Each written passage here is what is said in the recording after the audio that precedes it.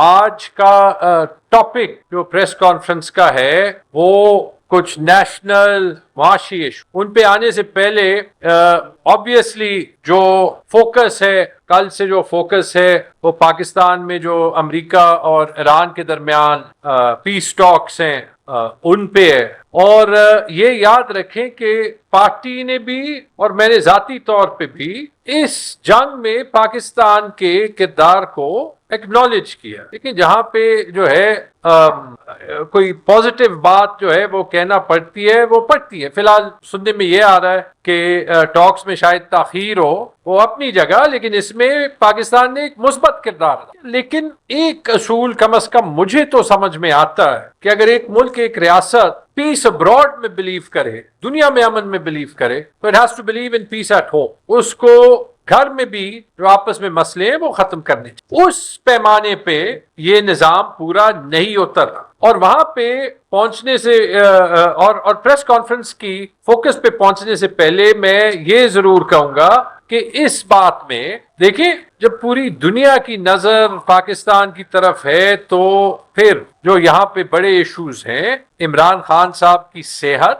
عمران خان صاحب کی ان کی فیملی سے، ان کے مرضی کے ڈاکٹر سے ملاقاتیں، عمران خان کی آنکھ کا جو معاملہ مس ہینڈل ہوا جب انہیں شفا ہاسپٹل لے کے گیا اور 5 دن تک ڈینائی کیا گیا، اس کے بعد بھی جو حکومت کا رویہ رہا ہے اس کا یہ نتیجہ پہنچنا کہ بشرا بی بی کا بھی آپریشن ہو اور فیملی کو بعد میں ملوایا جائے، اور نہ کہ ان کی ریکوری ہسپتال میں ہو، ان کو امیڈیٹلی جیل میں رکھا جائے۔ جب قوم کو کوئی فیکٹس پتہ ہی نہیں تو کیسے تلخیاں یا بد اعتمادی جو ہے وہ ختم ہو؟ تو برائے مہربانی، جب یہ پورا ملک، یہ پورا قوم عمران خان کے ساتھ کھڑا ہے، دنیا آپ کو دیکھ رہی ہے، لیکن پاکستانی عوام بھی دیکھ رہی ہے اور وہ چاہتی ہے کہ پاکستان میں بھی انصاف۔ اب آتے ہیں آج کے ٹاپک پہ، اور یہ میں اس لیے بھی کر رہا ہوں کہ آپ نے دیکھا ہوگا کہ پچھلے چند دن سے ہماری پارٹی حالانکہ پہلے بھی اس ملک کے معاشی ایشوز پہ ایکٹیو تھی،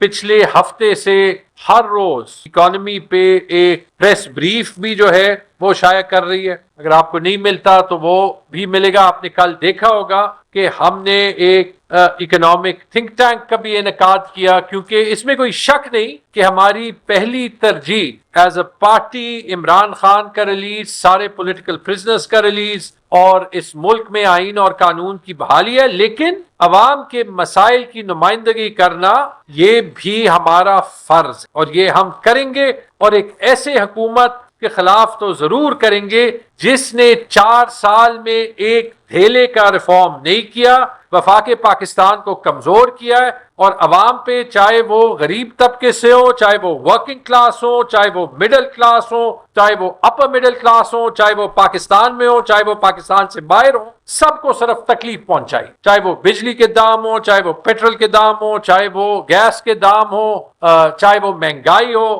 آپ جس چیز پہ بات کریں، یہ عوام پس رہی ہے، یہ معیشت نہیں چل رہی، اور معیشت جو ہے وہ ایک ایسے حکومت جس کے پاس عوام کی سپورٹ نہ ہو اس سے نہیں چل سکتی، کیونکہ نہ وہ عوام کو اکاؤنٹیبل ہوتے ہیں اور نہ ان کا جو ہاتھ ہے وہ عوام کے مسائل کے پلس پہ ہو۔ امریکہ میں 1992 کے الیکشن میں جو بل کلنٹن اور جارج بش سینئر کے درمیان تھا، جس وقت جارج بش کی پاپولیرٹی، مقبولیت اس کی آسمان کو چھو رہی تھی جب اس نے عراق میں پہلی جنگ کی تھی، تو بل کلنٹن نے اپنے کیمپین میں ایک نعرہ لگایا تھا، اور شاید وہ نعرہ کسی نے سنا ہو، وہ پورے کیمپین میں چلا تھا، اور اس کی وجہ سے جارج بش عراق سے جنگ جیتنے کے باوجود الیکشن ہار گئے، اور وہ نعرہ تھا اٹس دی اکانومی اسٹوپڈ۔ مسئلہ معیشت کا ہے، عوام کو تکلیف معیشت سے ہو رہی۔ آج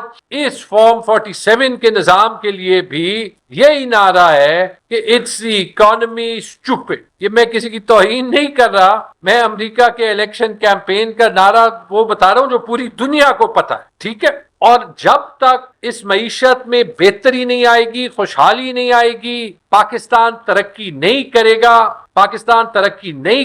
پاکستان کا national security ultimately at risk ہوگا، اور ایک ایسی حکومت جو منتخب نہیں ہے وہ یہ نہیں کر سکتی۔ آج کا فوکس انرجی کے معاملے، توانائی کے معاملے پہ، میں توانائی کا لفظ اس لیے استعمال کر رہا ہوں کیونکہ اس میں پاور بھی آتا ہے، بجلی بھی آتی ہے، پیٹرولیم بھی آتا ہے، اور ابھی جو کل اور پرسوں ہم ڈرامے ٹی وی پہ دیکھ رہے ہیں تو وہ ایل این جی کے پلانٹ بھی آتے ہیں، جس پہ حکومت کے جو پیٹرولیم منسٹر ہیں وہ اپنے ہی ex prime minister Nawaz Sharif پہ چارج شیٹ دے رہے ہیں۔ اور اس کی بات، توانائی کے سیکٹر کی بات یہاں پہ کرنا اس لیے ضروری ہے کیونکہ انرجی کے لحاظ سے اس صوبے کے ساتھ زیادتی بھی ہو رہی ہے، اس صوبے کو اپنا حق بھی نہیں مل رہا، اور اس صوبے میں آواز بھی نہیں اٹھتی۔ آپ نے پہلے دیکھا پیٹرول اور ڈیزل کا کرائسس، اور اس پہ آپ نے حکومت کے یو ٹرنز دیکھے۔ جیسے ہی جنگ شروع ہوئی، ٹائم سے ایک ہفتہ پہلے 55 روپے پیٹرول ڈیزل کی قیمتیں زیادہ کی، اور کہا کہ مجبوری ہے، سبسڈی ہم دے نہیں سکتے، سبسڈی دینا گناہ ہے، تو یہ عوام کو برداشت کرنا۔ ٹھیک ہے، تکلیف ہے، آپ کہہ رہے ہیں کہ ملک کی خاطر برداشت کریں،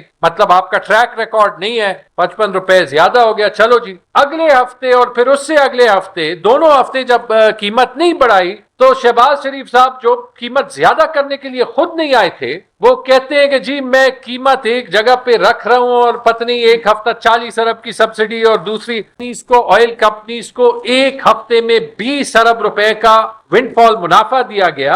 اگلے 2 ہفتے حکومت خود کہہ رہی ہے کہ جی ہم نے 100 ارب روپے جو ہے وہ عوام کے لیے سبسڈی دے دی، ابھی حرام سبسڈی حلال ہو گئی۔ چوتھے ہفتے جو ہے جی وہ تو ایک زلزلہ جو ہے وہ پھر آ گیا۔ آپ کو یاد ہے جب پیٹرول کی قیمت 137 روپے اور ڈیزل کی قیمت 180 روپے بڑھی۔ آپ کو یاد ہے جب ہماری وفاقی حکومت ہوتی تھی، جب پیٹرول کی قیمت 137 روپے تک پہنچ گئی، 10 روپے بڑھتی تھی تو یہ کہتے تھے کہ مہنگائی مارچ کرنا ہے۔ ڈیزل کی قیمت 150 روپے پہ پہنچتی تھی تو کہتے ہیں مہنگائی مارچ کرنا ہے۔ ایک دن میں 180 روپے ڈیزل کی قیمت بڑھی ہے، ایک دن میں پیٹرول کی قیمت 137 روپے بڑھی، اور سونے پہ سہاگا پیٹرول پہ ٹیکس 80 روپے فی لیٹر سے 160 روپے فی لیٹر، اور اس ٹیکس میں بھی جو اس صوبے کا حصہ ہونا چاہیے، جب وہ سیلز ٹیکس کے طور پہ لگے گا، وہ پیٹرولیم لیوی کے طور پہ لگا کے اس صوبے کا پیسہ اپنے جیب میں رکھتے ہیں۔ تو کمال کی بات ہے، پھر سے سبسڈی حرام ہو گئی ہے، مجبوری تھی۔ 24 گھنٹے جو ہے وہ پیٹرولیم منسٹر علی پرویز ملک اور جو فائنانس منسٹر دونوں نے مل کے اعلان کیا تھا، وہ دکھا رہے تھے کہ اس کے علاوہ اس سے زیادہ حب الوطن کام نہیں ہو سکتا تھا کہ ہم ایک دن میں 180 روپے ڈیزل کی قیمت بڑھائیں۔ ہم سن رہے ہیں، ایک پروگرام پہ سن رہے ہیں، دوسرے پہ سن رہے ہیں۔ 24 گھنٹے ابھی نہیں گزرے جب عوام کا پریشر آیا، شہباز شریف صاحب آ گئے اور یہ you turns, mother of you turns کر لیا، کہتے ہیں میں پیٹرول کی قیمت 80 روپے بڑھاتا ہوں، ٹیکس جو ہے وہ کم کرتا ہوں۔ جب ہم نے پوچھا کہ یہ ایک دن پہلے 160 روپے ٹیکس ٹھیک تھا یا ایک دن بعد جو ہے وہ 80 روپے ٹیکس کم کرنا ٹھیک تھا، دونوں تو نہیں ہو سکتے نا۔ یا آپ نے پہلا فیصلہ بے وقوفی میں لیا تھا یا دوسرا فیصلہ بغیر سمجھے لیا؟ جواب دے تو جواب تو ملتا نہیں، اس حکومت سے کسی چیز کا جواب ملتا نہیں، کیونکہ جب آپ 17 سیٹوں سے 170 سیٹیں بنا دیں تو آپ کو جواب دینے کی ضرورت نہیں ہوگی۔ پھر سے جی سبسڈی حرام ہو گئی اور ایک دن میں حلال ہو گئی جب شہباز شریف نے کم کر۔ پھر اس کے بعد پتہ چلا کہ حالانکہ یہ لوگ جو ہے وہ بڑا کریڈٹ لے رہے تھے کہ جی ڈیزل کی قیمت 180 روپے زیادہ کی ہے، لیکن ہم نے ڈیزل پہ ٹیکس ختم کر، حالانکہ ٹیکس انہوں نے پیٹرول پہ بڑھایا۔ پتہ چل گیا کہ ڈیزل تو سارا ریفائن ہوتا ہے پاکستان میں، 70-75% پاکستان میں ریفائن ہوتا ہے، اور یہ ریفائنری کو جو قیمت دیتے ہیں وہ اس ڈیزل کی دیتے ہیں جو باہر سے آتا ہے، جو 100 روپے مہنگا ہوتا ہے، یعنی ہر ڈیزل کا لیٹر 100 روپے جو ہے وہ زیادہ مہنگا بک رہا ہے یہاں پہ۔ جب یہ بات کہی کہتے نہیں یہ پلیٹس فارمولا ہے، یہ ہے، یہ وہ ہے، آپ نے یہ ساری جو ہے وہ ٹرم سنے ہوں گے، یہ نہیں ہو سکتا۔ 3 دن بعد پھر سے یو ٹرن شہباز شریف پھر سے آ گئے، جی ڈیزل کی قیمت میں کم کر رہا ہوں۔ کیوں؟ فارمولا بدل دیا۔ یہ نہیں کہتے فارمولا بدل دیا، لیکن فارمولا بدل دیا کیونکہ آئل کمپنیز نے پھر خط لکھا ہے پیٹرولیم کمپنیز کو کہ آپ نے ہمارے کہنے کے بغیر جو ہے وہ قیمت کم کی ہے۔ یہ مجھے بتائیں کہ یہ کس قسم کی حکومت ہے جس کے فیصلے ہفتے میں 3 بار بدل، بیڑا غرق عوام کا ہوتا۔ پیٹرول کا کرائسس جو ہے وہ کافی نہیں تھا، آپ نے دیکھ لیا ایک دم سے بجلی کی لوڈ شیڈنگ شروع ہو گئی۔ کہتے ہیں کہ جی پیٹرول کا کوئی پرابلم نہیں ہے، پیٹرول کی مقدار زیادہ ہے، ہمارے پاس بڑے ریزرو ہیں، ایک دن لوڈ شیڈنگ شروع ہو گئی۔ ایسے مذاق کی بات ہے، کچھ جو ہے وہ ذرا لائٹر نوٹ پہ بھی بات کریں گے۔ میں نے پارٹی میں بھی اپنے کولیگز کو کہا کہ چلے یہ پنجاب میں لوڈ شیڈنگ ہو رہی ہے تو ذرا نیشنل میڈیا پہ آ جائے گا. یہاں پہ پشاور میں اور خیبر پختونخوا میں تو 16 22 گھنٹے لوڈ شیڈنگ 365 دن ہوتی ہے. اس حکومت کو کوئی پرواہ نہیں ہے. ہمارے حلقوں میں آپ آ جائیں, ہمارے گاؤں میں آپ آ جائیں, آپ ٹاؤن حیات آباد صدر میں نہ رہتے ہو, آپ کو نہیں پتا 8 گھنٹے لوڈ شیڈنگ ہے, 12 ہے, 16 ہے, 22 ہے. پورے پختونخوا میں یہ حال ہے, بلوچستان میں یہ حال ہے, انٹیریئر سندھ میں یہ حال ہے.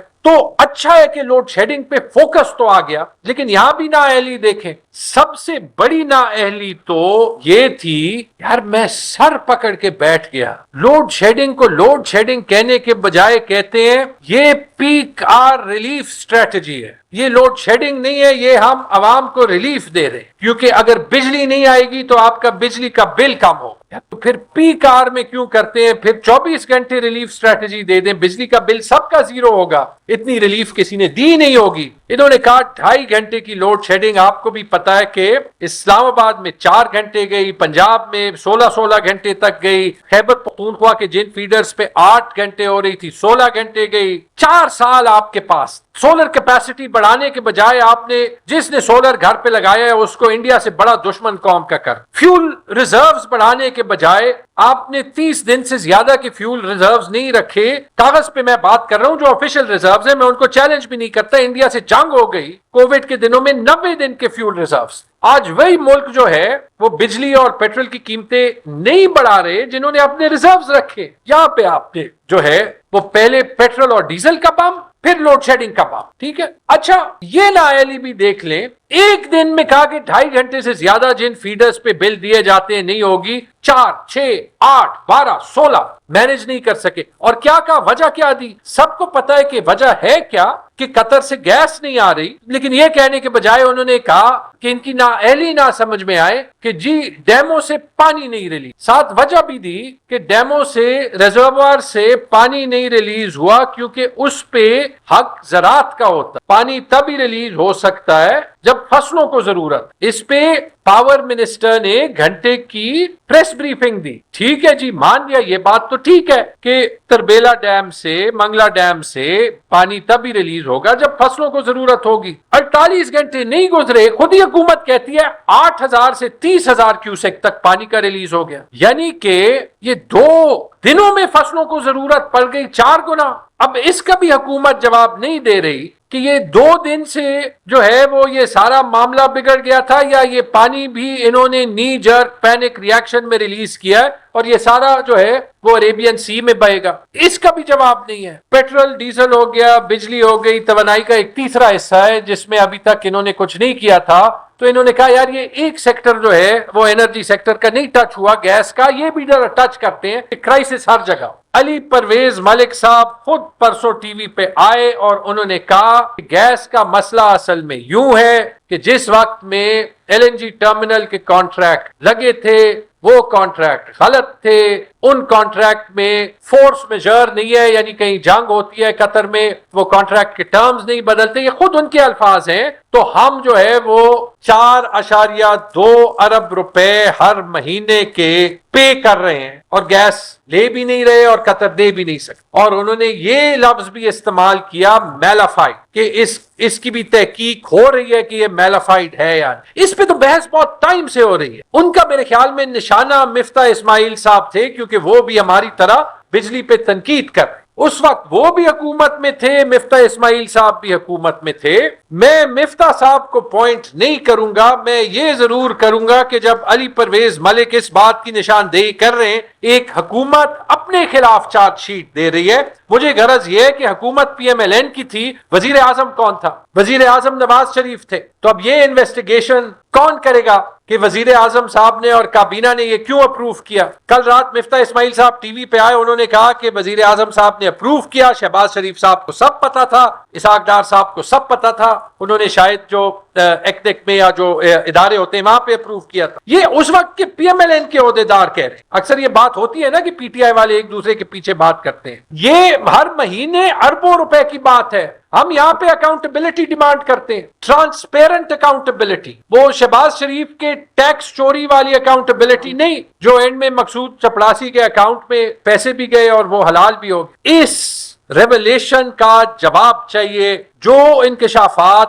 علی پرویز ملک صاحب نے بھی کیے اور جو انکشافات مفتاح اسماعیل صاحب نے بھی, اور جو انہوں نے ساتھ یہ بھی کہا ہے کہ شہباز شریف نے بہت سے وہ پاور پلانٹ کیوں لگائے تھے جن کی ضرورت نہیں تھی, بالخصوص وہ سائیوال میں کول پاور پلانٹ. پوری دنیا دیکھ رہی ہے کہ کول کا پلانٹ بندرگاہ کے ساتھ لگتا ہے, آپ نے جا کے سائیوال میں ایگریکلچرل ہارٹ لینڈ میں لگا دی, مہنگا بھی اور زراعت کے سیکٹر کی تباہی. اس کا جواب کون دے گا؟ تو یہ لوگ آپ کے لیے معیشت سنبھالیں گے, یہ لوگ آپ کے لیے گورننس کریں گے, اور اس کا امپیکٹ ہمارے جیسے چھوٹے صوبے پہ زیادہ ہوتا ہے, کیونکہ یہاں کی لوڈ شیڈنگ کا کوئی نہیں پوچھتا. یہاں کی جو ہے وہ قیمتوں کا جو وفاق کے ہاتھ میں ہوتا ہے وہ کچھ نہیں پوچھتا. جب آٹا بند کرنا ہوتا ہے تو پورا پنجاب سیل ہو جاتا ہے, پھر خیبر پختونخوا پاکستان سے نکل جاتا ہے آئین کے 151 کو مد نظر نہ رکھتے ہوئے. یہی چیز آپ دیکھیں کہ حکومت کی فسکل مینجمنٹ آپ دیکھیں کہ اسی طریقے سے ڈیولپمنٹ بجٹ پہ 173 روپے کا کٹ انہوں نے وفاقی ڈیولپمنٹ بجٹ پہ لگایا ہے. ہر محکمے کے ڈیولپمنٹ بجٹ کو کاٹا ہے, ڈیفنس کے ڈیولپمنٹ بجٹ کو بھی کاٹا ہے, جو میرے خیال میں نہیں کاٹنا چاہیے. قبائلی اضلاع کے اے آئی پی میں جو 1 روپے نہیں دیا تھا اس کو بھی کاٹا. یار جب پیسے ہی نہیں دینے تو کاٹنے کی ضرورت کیا ہے؟ لیکن اپنے پارلیمنٹری سکیمز کا 1 روپے نہیں کاٹا, جو میرے خیال میں تقریباً 70 ارب روپے جو ریکارڈ سپیڈ پہ لگ. اور آپ کو پتہ ہے پی ایم ایل این کے پاس تو پنجاب سے باہر سیٹ نہیں ہے, تو یہی آپ کے پیسے ان کے حلقوں پہ کرپشن پہ لگ رہے. اس بات پہ بھی جب ہم بات یہ کرتے ہیں کہ اس ملک کو ایک ہونا ہے, تو اس ملک کے جو سب سے حقدار حصے ہیں چاروں صوبوں میں وہ ہے فاٹا اور بلوچستان. جو این ایف سی میں فاٹا کا شیئر آج تک نہیں ملا.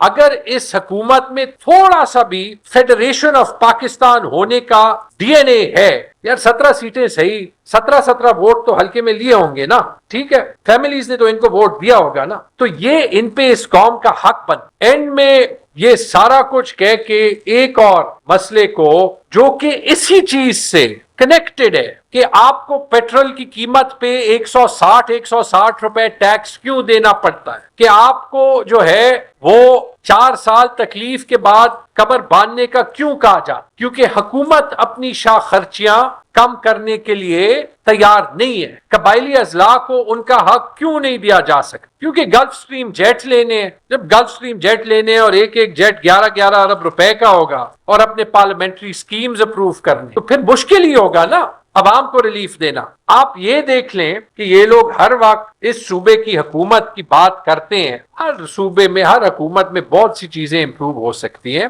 لیکن میں حیران ہوں جو پرائم منسٹر اس کی بھتیجی جو ہے وہ گلف سٹریم جیٹس میں ہر روز پورا میڈیا ان کے لیے لگا ہوا ہوتا ہے کہ پاکستان میں شریف فیملی کے علاوہ کوئی حکومت کرنے کے قابل ہی نہیں ہے, ڈیولپمنٹ کے ریکارڈز ٹوٹ گئے. وہاں پہ بی بی سی کی 1 گھنٹے کی ڈاکیومنٹری سے پتا چلتا ہے کہ وہاں کے ہسپتالوں میں کیا ہو. تونسا میں ڈیرہ غازی خان میں 331 بچوں کو HIV ہوا, کیونکہ وہاں پہ جو ان کا اپنا قانون ہے 2018 کا پاس ہوا جس میں سنگل یوز سرنجز یوز ہوں گے, اس کے بجائے کیمرہ دکھا رہا ہے کہ وہ سٹاف جو ہے وہ ایک سرنج کو ری یوز کر. آپ کے خیال میں ریفارم یہ ہو سکتا ہے کہ ہر بلڈنگ کا نام مریم نواز شریف کے پیچھے رکھ دیں, لیکن ان بچوں کو اور ان کے والدین کو کون جواب؟ اس کیس کو میں نے ذرا دیکھا کہ یہ میں آپ کو اس حکومت کی اور ان کی نااہلی کی بھی اور ان کی بدنیتی کا بھی ثبوت دیتا. یہ کیس نیا نہیں ہے, یہ کیس حکومت نے 2024 نومبر دسمبر میں ڈھونڈا ہے. یہی چیف منسٹر تھی, یہی حکومت تھی, سال بعد وہی کام ہو. حکومت یہ نہیں کہہ سکتی کہ ہمیں نہیں پتا. کیا ایکشن لی؟ ایم ایس سسپینڈ ہو گیا, بی بی سی کہہ رہی ہے 3 مہینے بعد کہیں اور کسی آر ایچ سی میں لگ گیا. کیا ایکشن لیا؟ نیا ایم ایس جو ہے وہ ٹی وی پہ کہہ رہے یہ آپ نے فیک ویڈیو چلائی ہوگی. یار بی بی سی ہے, وہ بچے ان کے والدین ہیں. انٹرسٹنگ بات کیا, ایک سسٹم ہم نے یہاں پہ بھی بنایا تھا خیبر پختونخوا میں, جہاں پہ جو ریونیو ہسپتال جنریٹ کرتے ہیں ان کے پاس رہتا ہے, جو صحت کارڈ کا ریونیو ہوتا ہے وہ بھی سرکاری اور پبلک ہسپتالوں کو ان کا ایک حصہ جاتا ان کے بجٹ کے علاوہ. آپ کو یاد ہے جب مریم نواز شریف نے کہا تھا کہ یہ صحت کارڈ بند کرنا ہے, انہوں نے کیا. انہوں نے پبلک ہسپتالوں میں جب صحت کارڈ بند کیا تو اس کا نقصان پنجاب کے ہسپتالوں کو 5 سے 6 ارب روپے کا ہوا. وہ پیسے ریپلیس نہیں ہوئے. جو مانیٹرنگ یونٹ یہاں پہ بنے تھے وہاں پہ بنے تھے, جو ایجوکیشن ہیلتھ میں مانیٹرنگ کرتے ہیں, جس سے ایجوکیشن ہیلتھ کا نظام تبدیل ہوا ہے, وہ دیکھتے ہیں ٹیچر ہے, ڈاکٹر ہے, دوائی ہے, سرنج ہے. آپ کو پتا ہے کہ سال پہلے وہ مانیٹرنگ یونٹ پنجاب میں ختم کر دیا گیا, اس کا متبادل نظام نہیں لایا گیا. اس کا ذمہ دار کون؟ یہ رہی آپ کی فارم 47 حکومت کی گڈ گورننس. وہ سارے جو ان کے بلاگرز ہیں نا, وہ میری ایک بات کو غلط ثابت کریں اور دفاع کریں گلف سٹریم G550 جیٹ کے چیف منسٹر. اور آخری بات, یہ گلف سٹریم جیٹ سے ابھی یاد آیا, ایک فرق ہوتا ہے جب حکومت نے ووٹ لیا ہوتا ہے اور نہیں لیا ہو. یہ کینیڈا کے اخبار کی نیوز ہے. کینیڈا کا سب سے بڑا صوبہ ہے اونٹاریو, جس کا دارالخلافہ ہے ٹورانٹو, جس کے پریمیئر, وہاں چیف منسٹر کو پریمیئر کہتے ہیں, ان کا نام ہے ڈگ فورڈ. اور یہ سٹوری کہتی ہے کہ ڈگ فورڈ نے تقریباً 10 ارب روپے کا سرکاری جیٹ اونٹاریو کی حکومت کے لیے لیا, اور پبلک ریاکشن کے بعد ڈگ فورڈ کہہ رہے ہیں میں نے غلطی کی اور میں اس کو بیچ رہا ہوں, کیونکہ انہیں پتا ہے کہ ان کی اکاؤنٹیبلٹی عوام کرے. بہت بہت شکریہ.